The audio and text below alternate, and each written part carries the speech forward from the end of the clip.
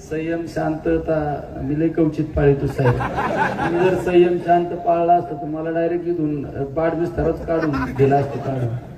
आता तुम्ही बरोबर शोधलं ना आम्हाला. साहेबांनीच सुरुवात करून दिली बरं का मला गोडी गोडीत. मला वाटतं साहेबांचं लयच प्रेम आहे मला. इकडे जरा विधानभवन अधिवेशन चालू. मी म्हणलं काय साहेब जरा लोकसभेचं काय करायचं. म्हणलं तुम्ही एवढा मोठा आहे का जरा लढावं लागेल ना. मी म्हणलं साहेब मला नाही जोडायचं. का साहेब म्हणलं मला नाही जुळायचं साहेब. त्यांनी का बरं तुलाच जुळणार आहे. म्हणलं माझी लय अवघड परिस्थिती. त्यांनी काय म्हणलं मला विमानात जाण्यापासून अडचणी. म्हणलं ते विमानाचं आपलं टायमिंगचं कधी जुळत नाही. टायमिंगचं ना आपलं जुळत नाही. टायमिंगचं ना आपलं जुळत नाही. आणि त्या 1000 ठिकाणी चेक करतात काय आपण गुन्हेगार आहे का. मला काय पाठवू नका. आणि संसदेत गेला मला तर काहीच कळायचं नाही. मी विमानतळाला उतरल्यावर मला तर संसदच सापडायचं नाही. मी आपण म्हणलं जुळलं तर जुळलं. म्हणजे त्यांना वाटलं त्यांनी ओळखलं नाही म्हणते ते मला माहिती तू कसं. त्यांनी साहेबांना आमची तक्रार केली आणि यांनी बरोबर मला फसवून नेलं. आणि त्यांना माहित होतं शोधलं होतं. ते म्हणले याला कार्यक्रम इंजेक्शन परफेक्ट देऊ शकतो ना आमच्या महबूब भाईच्या भाषेत तर निलेश लंकेत देऊ शकतो. त्यात दुसऱ्याचं इंजेक्शनच लागू नसतं पडलं खरं. पण लय त्रास दिला आम्हाला बरं का साहेब. पुन्हा सरकार आपलं आलं जरा त्या पद्धतीने थोडं आम्हाला फ्री आण द्यावा लागेल.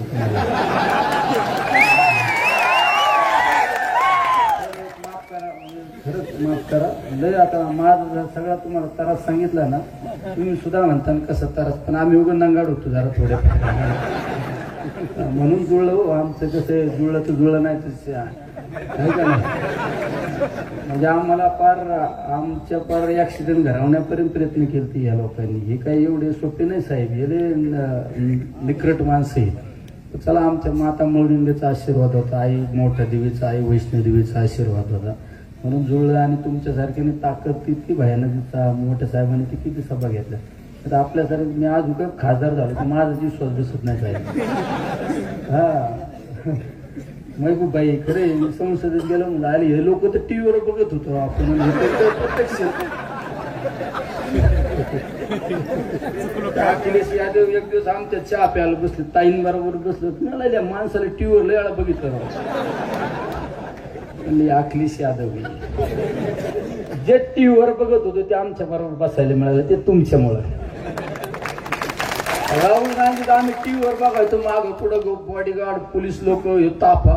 मी एक दिवस आमच्या इकडलेच लोक आले मला म्हणले अरे यांच्या बरोबर फोटो जुळन का. मी पायरी होतो राहुलजी जरा फोटो काढायचे ते थांबले. त्यांना वाटलं अरे याचीच छाप झाली इकडे. एक दिवस तर किस्सा सांगतो तुम्हाला आपल्या अमित शहा साहेबांचा. आम्हाला तुमच्यामुळे आम्ही इकडे जरा शिकलो होतो ना 5 वर्ष विधान भवनात. आम्ही ते लॉबीत थांबलो होतो. तिकडून ते काळ्या कपड्यावाले गार्ड लोक आपल्याकडे पोलीस असतात आणि तिकडे काळ्या कपड्याला इथं पण असतात सफारीवाले. ते आले व्हा बाजूला आम्हाला वाटलं कोणतरी आलाय बरं का मासा. आम्ही बघत होता अमित शहा. मी आपले भगरे गुरुजी होते बजरंग बाप्पा होते आणि कल्याण काळे होते. यांच्यात तसा थोडा अनुभवीच आहे ना. मी पहिल्यांदाच येत ना पण मी पहिलं 5 वर्ष तुमच्या तालमीत आमदार होतो. आता खासदार यांना म्हणलं जरा फोटो काढायचे कसं काय जुळून राहू आपलं. मी थांबा तुम्ही काय काळजी करता. अमित शहा चालले म्हणलं साहेब जरा फोटो काढायचा. आणि आपले हे कल्याण काळे हेच होते म्हणलं फोटो काढायचा. ते या ना मग त्यांना ओळख करून दिली. मी म्हणजे आमचे बजरंग बाप्पा आहेत. हे पंकजा ताईंना पाठवून आले.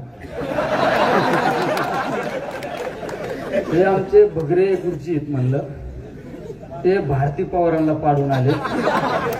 आणि आमचे काळे साहेब आहेत ते रावसाहेब दानवेंना पाडून आले. आणि म्हणलं मी विखेंना पाडून आले. ते मला अरे फोटो काढायला आमचा एक फोटो नाही का व्हायरल झाला. ते म्हणलं तुझ्यातलं डिरिंग आहे मला म्हणले. डिरिंगचं काय आहे हे पण 21 लाख लोकांतून निवडून आलोय. आपण काय मागच्या दाराने आलो का. आपण पण 21 लाख लोकांतूनच निवडून आलोय.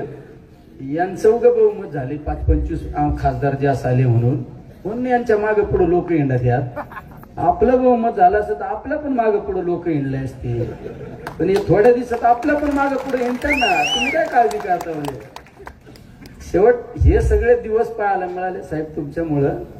पण निश्चित या मतदारसंघातील लोकांचा मागच्या 5 वर्षापूर्वी जसा विश्वास सार्थकी ठरवला, पुढल्या 5 वर्षामध्ये सुद्धा माझ्या नगर दक्षिण लोकसभा मतदारसंघातील सर्व जनतेचा विश्वास सार्थकी ठरवण्याचं काम करणार आहे.